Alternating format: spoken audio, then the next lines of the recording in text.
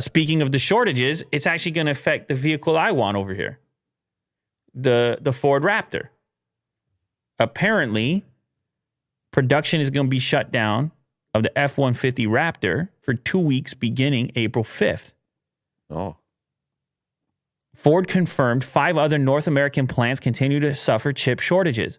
Kansas City assembly plant, Chicago assembly plant. So this is also affecting other F-150s, Explorers, and Lincoln Aviators.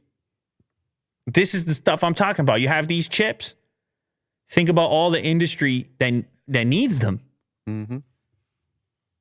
It's a lot. That's the next gen Raptor, by the way. I don't know if they're talking about production of the previous version or the new one. Right. But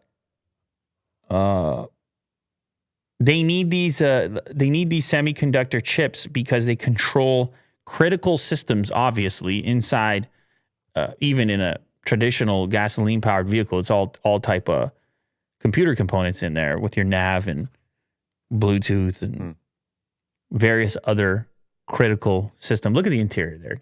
How much better is that than the current one? I can't compare. I don't have one. What do you mean? You drive mine all the time. I don't remember. So what happens now? The screen got a lot bigger. Still not as big as on the Ram. In the dash, that's all screen now behind the steering wheel. Mm-hmm. See that? Oh yeah. I don't know about the Raptor, but in the regular F-150, there's a feature where the drive selector folds down completely flat. Oh.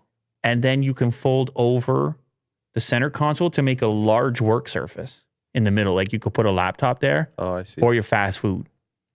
Right. Folds over top that whole extra section there, creating a long table. Oh, cool.